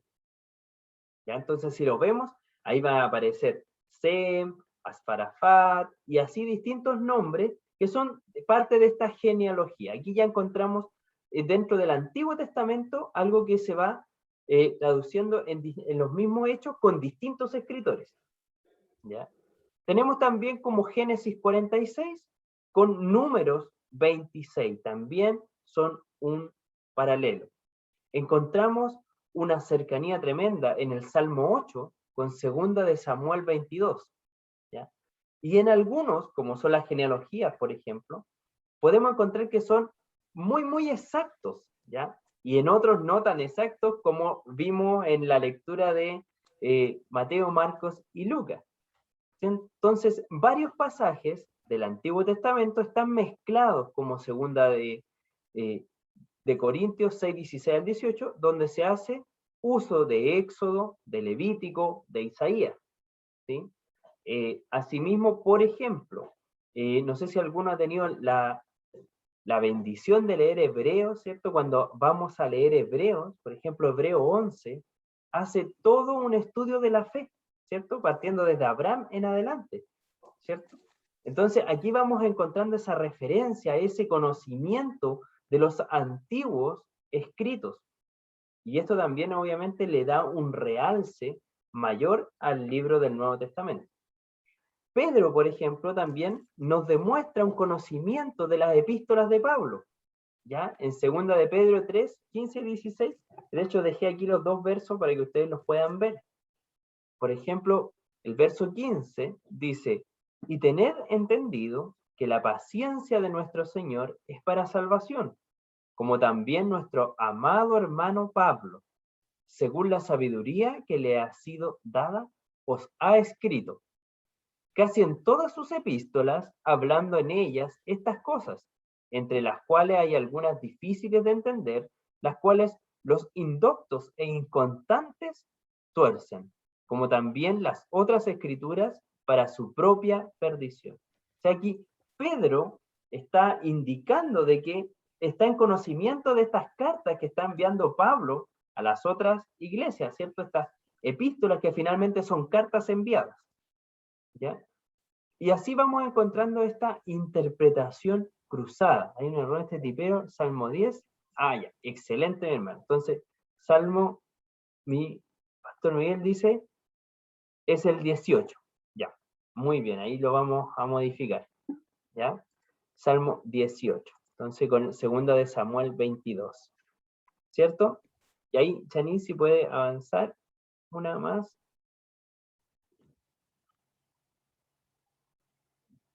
No. Ahí, sí. ¿Y se la puede colocar en modo presentación? Ahí sí. Entonces, muchas tradiciones semejantes se abrieron paso, ¿ya? Y encontramos que no solamente hay referencias hacia los antiguos escritos, como le llamaban ellos, o la ley, por ejemplo, sino que también encontramos referencias aparte que se fueron escribiendo en el Antiguo Testamento. Encontramos, por ejemplo, que existe algo que se llamó la Septuaginta, ¿ya? La Septuaginta, o el escrito de los 70, por eso viene de Septua, de 70, se tomaron a 70 ancianos, ¿ya? ¿Por qué? Porque el pueblo, acuérdense que en el año más o menos 400 a.C., vinieron los griegos, ¿ya? A tomar Jerusalén. Entonces, empezaron muchos y fue disperso, mucha de la gente de Jerusalén, mucho del pueblo de Israel fue disperso. Entonces también empezó a haber un dialecto nuevo, empezaron a trabajar o a hablar el griego, ¿ya? O la cultura helénica. Entonces, ¿qué pasó cuando ya iba más o menos en el 250 a.C.? Los mismos hebreos, los mismos israelitas, miraron hacia atrás y dijeron, vamos a tener que tomar los escritos y traducirlos, porque nuestros hijos ya no solamente están hablando hebreo, sino que también están hablando griego, ¿cierto? Nuestros hijos, nuestros nietos, las nuevas generaciones, están hablando este otro idioma porque están inmersos en este idioma. Entonces, ¿cómo lo hicieron ellos? Tomaron los antiguos escritos, lo pasaron, llamaron a 70 ancianos y los dividieron de dos en dos. Entonces, cada par de ancianos empezó a traducir y después revisaron las traducciones de ellos y se dieron cuenta que eran muy, muy, muy similares. De ahí sacaron algo que se llamó la Septuaginta, que venía a traer todos los escritos antiguos, traía el Pentateuco, por ejemplo, que es una parte importante, ¿ya? Los escritos de los profetas y los libros históricos que vienen a ser como Reyes, Crónicas, etc. ¿Ya? Esa es como la Septuaginta. Entonces, vemos también que aquí hay muchas tradiciones o escritos que hacen semejanza a otros, al Targum, al Talmud, ¿ya? A libros apócrifos que son históricos, pero que no están dentro de nuestra Biblia, ¿cierto? Tenemos libros canonizados, por decirlo así, que son los 66 que tenemos en nuestra Biblia, pero tenemos libros que, por ejemplo, no están en nuestra Biblia. Por ejemplo, los Macabeos, Tobías, ¿cierto? Y otros más, que no se encuentran aquí, pero que sí tienen un valor histórico, ¿ya? Histórico muy grande. Entonces también encontramos referencia a esos libros en algunos casos. El texto hebreo también y trae versión a la Septuaginta. La versión, por ejemplo, hace una referencia a Malaquía, es una traducción exacta del hebreo, pero Mateo, Marco y Lucas armonizan literalmente una versión que es notablemente diferente, que era lo que acabábamos de leer. En contexto dice lo mismo, pero en palabras como tal no dice lo mismo, no son las mismas palabras usadas, pero sí el contexto, ¿ya? Las fórmulas más comunes son, por ejemplo, para hacer referencia a otros lugares, está escrito, así está escrito, según lo que está escrito en, la escritura dice, o fue dicho, nuestro Señor Jesucristo hacía mucho uso de esto, ¿cierto? Le decía a los fariseos, oísteis que fue dicho, mas yo digo, o ahora digo, ¿cierto? Y hacía este paralelismo entre lo que estaba escrito y la revelación nueva, según lo que está dicho, etc. Entonces encontramos cómo la Biblia siempre, siempre, siempre se va revelando a sí misma o va teniendo estos enlaces. Y esto es maravilloso porque hoy día, si nos sentaran a nosotros, hoy día aquí, ¿cuántos habemos? 13, en algunas cámaras vemos 2, ¿cierto? Pongámosle que habemos 14, si a los 14 nos dan un tema de escribir, lo más probable es que habrían algunos que no tuvieran un mismo hilo conductor, ¿cierto? Entonces encontramos que, y aquí es una prueba de fe también para nuestras vidas, el hecho de que nuestro Dios nos da esta línea conductora completa, ¿ya? Nos da un orden. Entonces podemos comprender de que este libro, nuestra Biblia, se trata de la relación de Dios con el hombre, como Él siempre se ha querido relacionar con nosotros. A lo largo de 1000 años de escritura, encontramos un mismo hilo porque es la misma persona, es nuestro Dios que se quiere relacionar con nosotros. Y eso es maravilloso. Amén. Hermana Chaní, por favor, la siguiente.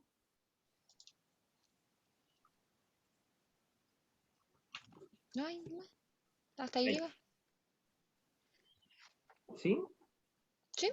Y antes de esa, yo había puesto otra.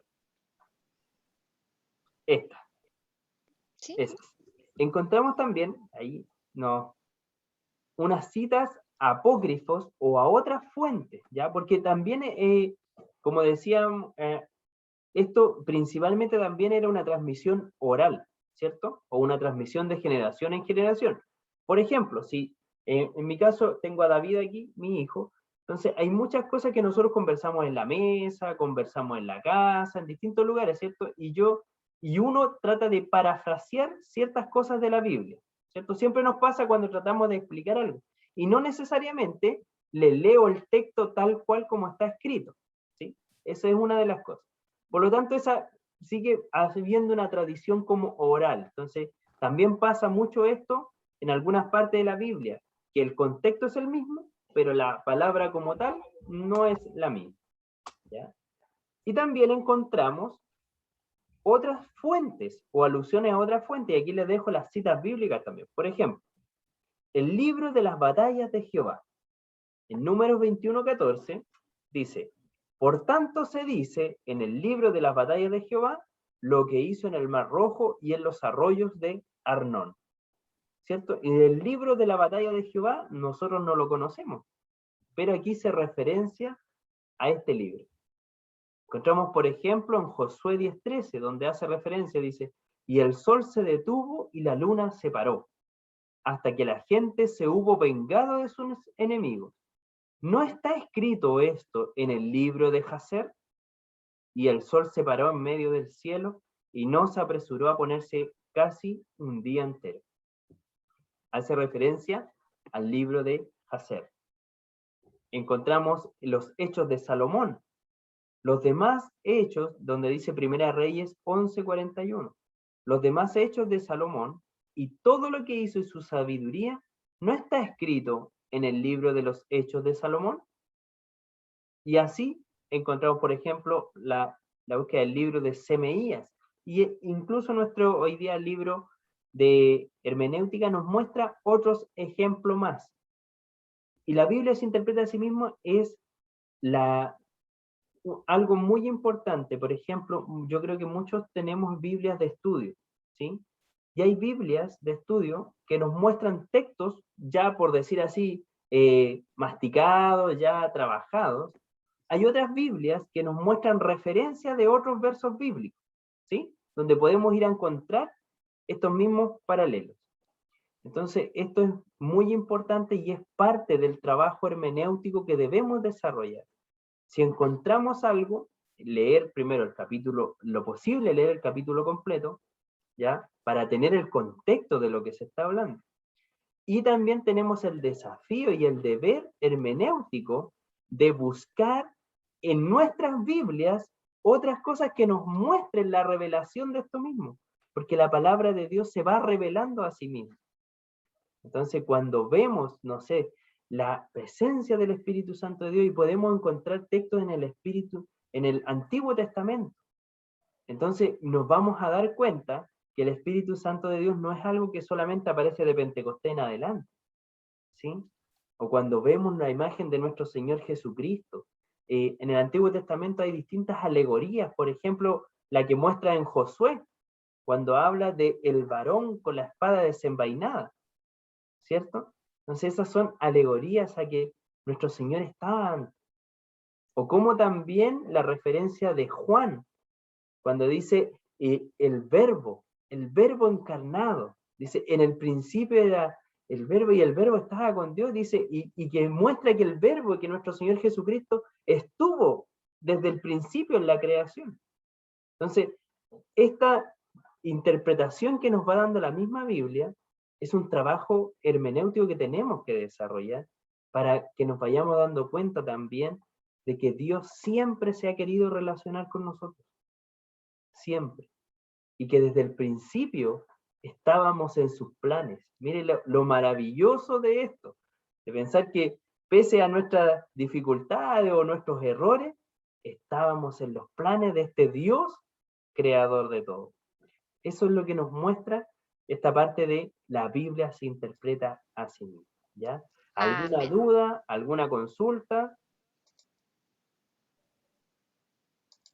¿No?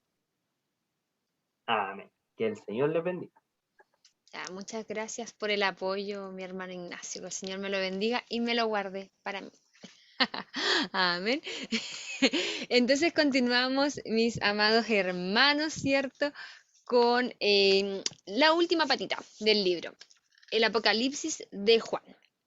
Perfecto. Entonces, mire, yo le voy a comentar algo. Yo ya vi la prueba y esta parte de la prueba, no aparece en la prueba esta parte, el Apocalipsis. No nos hacen preguntas sobre esto. Entonces, ¿qué vamos a hacer? En honor al tiempo, porque ya son las 10, vamos a ir revisando rápidamente la interpretación del libro del Apocalipsis correcta. Como yo les decía, hay muchos simbolismos y las personas han tomado pero de lo que se le ocurre para interpretar el libro del Apocalipsis.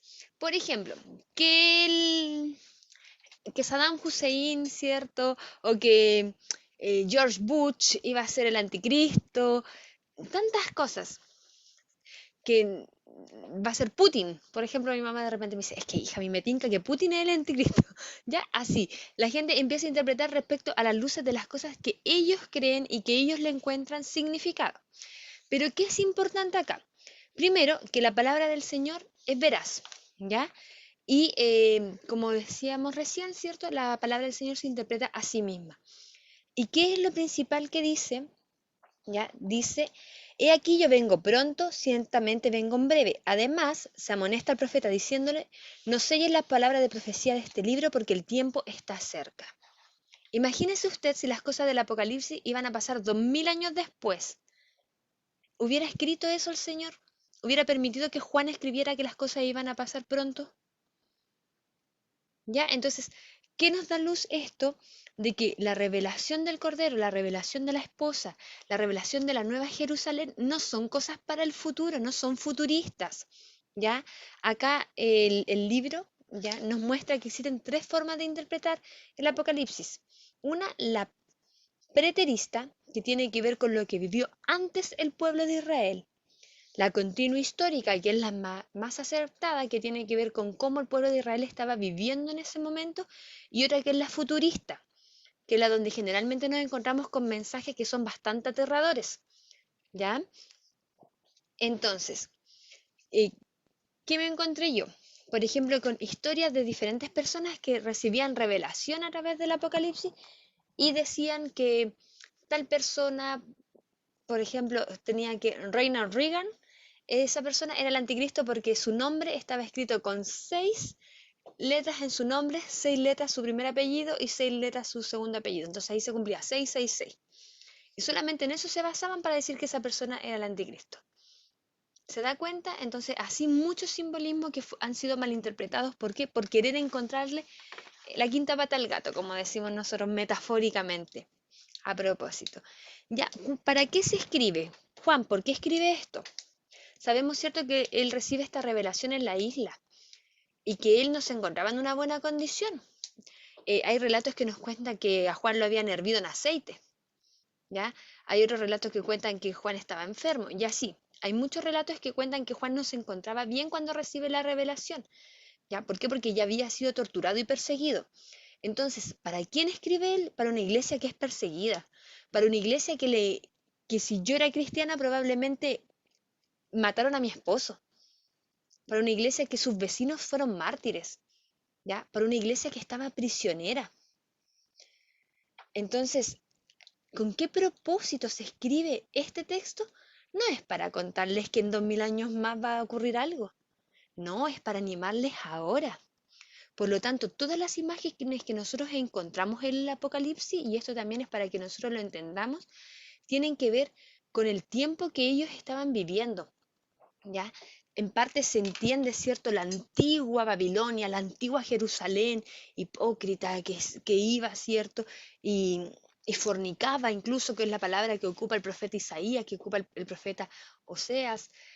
Entonces, esa antigua Jerusalén es la Babilonia, y tenemos la nueva Jerusalén, que es esta Jerusalén restaurada, ¿ya? En ninguna manera esto tiene que ver con un legado de una vida más allá de la muerte, como muchas veces se nos ha interpretado a nosotros mismos. Amén. Así que el Señor nos ayude en entender esto. Yo le voy a pedir como tarea que usted se dé el tiempo, por favor, de leer esta lección. Ya es bastante profunda.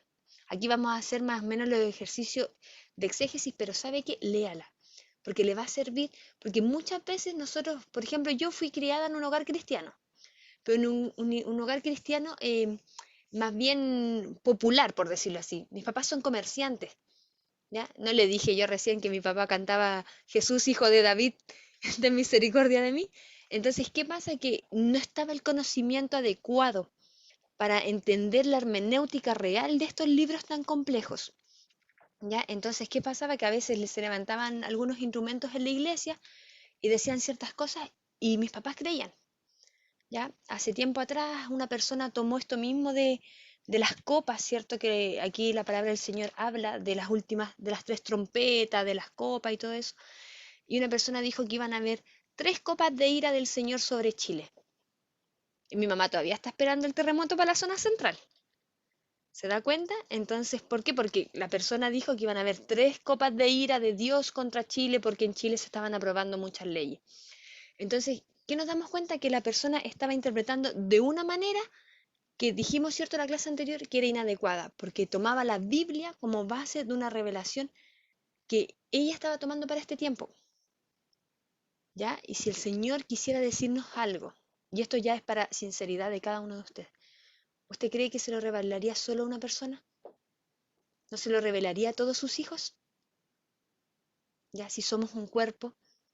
¿Ya? Aparte, nuestro país es sísmico, así que no le ponga mucha creencia a usted a esa gente que habla de Chile, porque hasta los niños en tercero básico se les pasa que Chile está lleno de volcanes, cinturón de fuego del Pacífico. Entonces ahí hay que tener mucho cuidado a las interpretaciones del Apocalipsis. ¿Ya? ¿Qué sí es real del Apocalipsis? Primero, que este libro, ¿ya?, se dirige a 7 ciudades bien conocidas de Asia Occidental. ¿Ya? Eran 7 iglesias principales, ¿ok? Se divide en 2 partes fundamentalmente. Los primeros capítulos tienen que ver con la revelación del Cordero, es decir, cómo Jesucristo se muestra. El Cordero es la imagen, nuevamente tomamos, ¿cierto?, los conceptos de lenguaje figurado, ¿ya?, de Dios hecho carne. ¿Por qué Cordero? Porque Él es el que quita los pecados del mundo.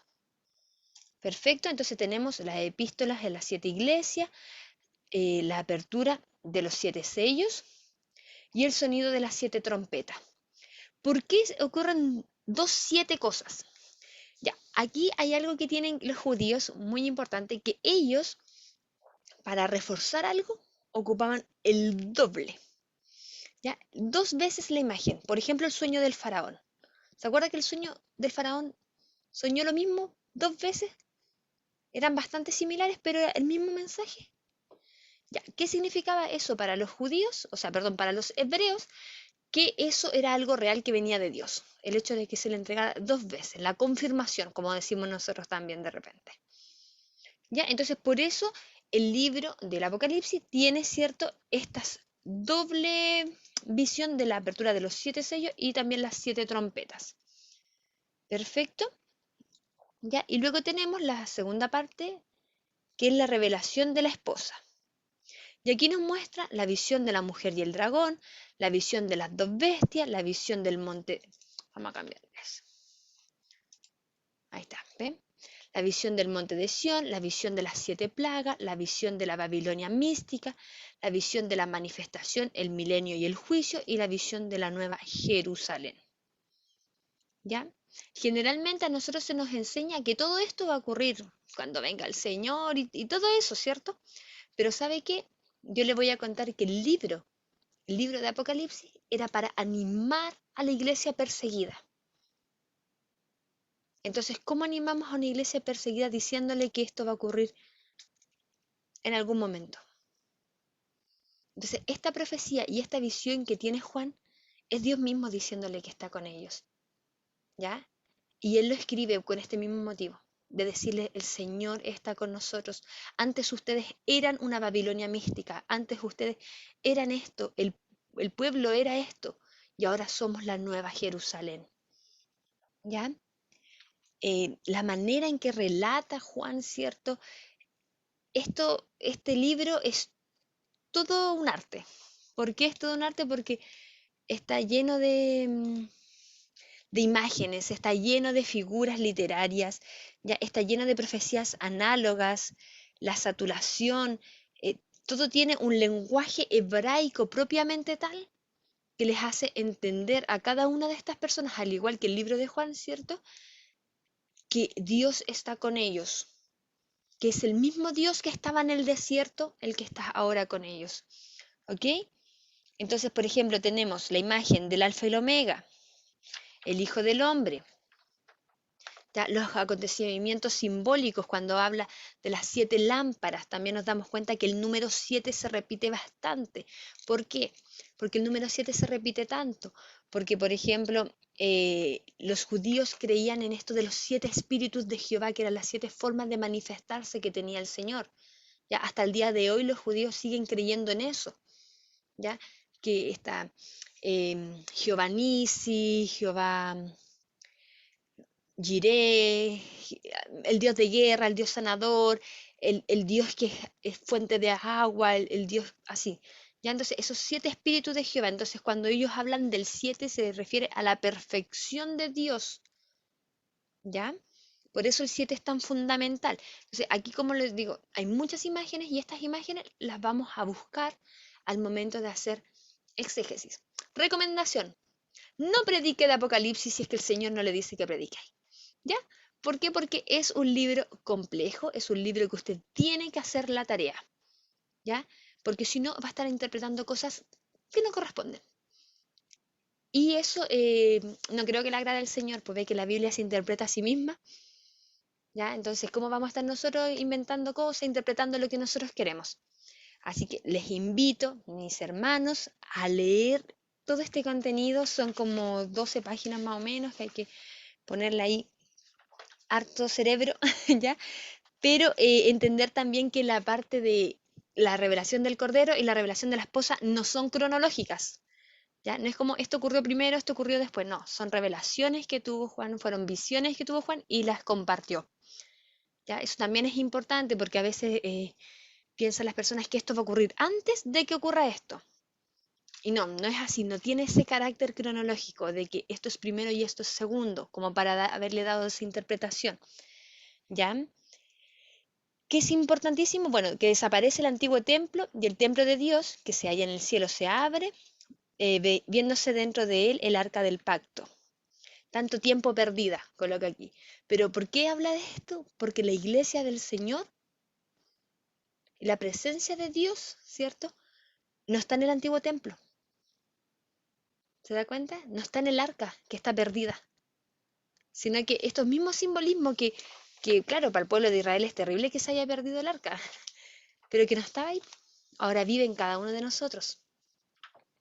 ¿Ya? Así que si llega alguien diciéndole que soñó con el arca del pacto, que pasó algo con esto, usted tenga harto ojo también, porque sabe que todas las cosas tienen que ser conforme a las profecías del Señor, como dijimos la otra vez.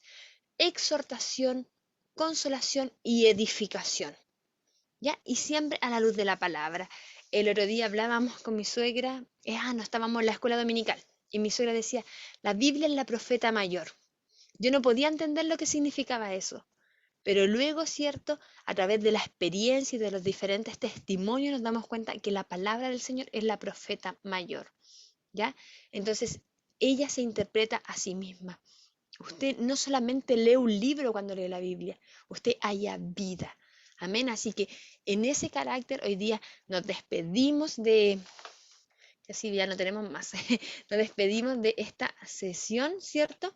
Pensando en que nosotros como intérprete, como exégetas de la palabra del Señor, no vamos a estar pendientes de solo los simbolismos, sino de entender el carácter de lo que Dios nos quiere mostrar, de lo que Dios nos quiere revelar, para conocerle más a Él. Porque mientras más les conozcamos a Él, más nos enamoramos del reino del Señor. Porque mientras más le conozcamos a Él, más comprendemos su gracia. Y yo creo que a usted le pasa que mientras más, ¿cierto?, prueba del Señor y conoce las diferentes facetas, incluso en medio de una prueba, más ama al Señor. Entonces, en este sentido, nos despedimos de la clase de hermenéutica, ya no buscando, ¿cierto?, la quinta pata al gato, que la caída de Babilonia, no vayamos a eso, no nos vayamos a la parte de los simbolismos, de las interpretaciones alegóricas, de las interpretaciones así, sino que vayámonos a la fuente de agua viva que es Cristo Jesús. Con mucha oración les recomiendo siempre que tenga, ¿cierto?, este hermoso tiempo de buscar, no solamente para entregar a otros, sino también para aprender más, para que el Señor le revele a usted, para que Él crezca y haga vida en cada uno de nosotros. Amén. Así que hasta aquí la clase. Yo creo que de Apocalipsis van a salir muchas deudas, ¿ya? Nosotros estamos dispuestos a responderlas. Si no tenemos la respuesta, vamos a estar orando también para tenerla. Pero ¿sabe qué? Después vamos a tener escatología, ya que es otro momento en que nos vamos a dar el tiempo de buscar todo esto de las profecías del futurista y todo eso. Ya comprender los tiempos, esto del milenio, de los 100 años, de que el diablo va a estar apresado, no va a estar apresado en un calabozo, que quién va a juzgar a los justos. Todo eso lo vamos a estudiar en escatología. Ya, así que no se me ponga ansioso tampoco. Ya, vamos de a poquito. Pero como le digo, a Apocalipsis hay que darle el tiempo, hay que entender todo lo que vimos hoy de los simbolismos y todas las diferentes cositas, que con el tiempo el Señor nos va a ir enseñando también a nosotros para poder interpretando. En octubre no habrá clases. Sí, mi hermana Chanina, el calendario, el 20 de octubre Ah, sí, es la el próxima. 20 de octubre, sí, yo me equivoqué aquí. Sí, en octubre tenemos el 20 de octubre y después tenemos el 30 de noviembre. Ahí yo me pasé. Ya. Sí, el 20 de octubre. Así que anótelo usted en su calendario. De hecho, yo lo tengo aquí anotado, ¿eh? Aquí estoy con octubre recién. Está peladito y ahí tengo el 20 de octubre. Introducción al Antiguo Testamento. ¿Podría ¿Ya? cambiar esa frase, hermana Chenis, por favor? ¿Cuál frase? ¿Está peladito? Lo tengo sin nada escrito. Lo siento, mi hermano. Está vacío, por último. Está vacío. Sí, es que hoy día ya empiezo a cambiar el planner. Ve que yo soy profe, entonces ahí escribo muchas cosas para que no se me quede nada. Ya, sí, en octubre tenemos el día 20 de octubre y después tenemos el 3 de noviembre. Así que ahí vamos a tener igual harto tiempo para que usted pueda desarrollar la prueba. La prueba de hermenéutica está fácil. Son 7 preguntas y el Apocalipsis no entra. Así que está muy buena para que usted la pueda desarrollar. El hermano Ignacio, ¿usted tiene la prueba, cierto, para que la comparta? Sí, yo al término de la clase la envío. Perfecto, entonces ya. ¿Estará nuestra pastora por aquí? Ahí está nuestra pastora. Ya, vamos a pedirle a nuestra pastora que nos despida con la bendición. Está como Ipechi Cordillera. Amén. Padre, en esta hora le damos gracias, Señor. Gracias por este tiempo que usted nos regala para poder aprender de su palabra cada día, para poder entender, Señor, lo que usted quiere de nuestras vidas y que también podamos, Señor, llevar a otros, Señor. Le damos gracias por su hija, Señor. Le damos gracias por sus hijos que están conectados en esta tarde. Le damos gracias, Señor, porque usted es bueno, Señor, porque usted nos enseña, Señor, en estos tiempos, Padre Santo, Señor. Ayúdenos a interpretar bien su palabra. palabra. Ayúdenos a entregar bien, Señor, ese mensaje para que muchas vidas sean transformadas, Señor, a través de nuestras vidas, Padre Santo. Le damos gracias, Señor, porque usted es bueno. Le damos gracias, Señor, porque usted nos ha tomado en cuenta, Señor, para poder enseñarnos, Señor, cada día, Señor. Así que en esta hora rogamos su bendición sobre cada una de nuestras vidas, Señor. Rogamos su bendición, Padre amado, Señor, en el nombre del Padre, del Hijo y su Santo Espíritu. Amén. Gracias, Señor. Amén. Gloria a Dios, gloria a Dios, gloria a Gloria a Dios Dios para para siempre. siempre. Gracias, Señor. Amén. Que el Señor les bendiga. Como ya les dije, no se preocupen por el Apocalipsis. Yo sé que quedaron algunos así, querían saber más, y ya es muy tarde, así que no podemos tampoco avanzar más. Ya, un besito, un abrazo y nos vemos en octubre, el 20 La de octubre. foto, La foto. Hermano Ignacio, ¿usted los ve a todos? no, tiene que sacar la presentación. Si deja de presentar, ahí los veo Ya, más grandes. Ahí sí. perfecto. Pantalla, estoy con otro computador. Ahora sí, ya. Ahí sí, nos preparamos. Ya. 3, 2, 1. Ya. Ahí tenemos la foto. Que el Señor les bendiga mucho. Chao, chao. Las notas de la prueba anterior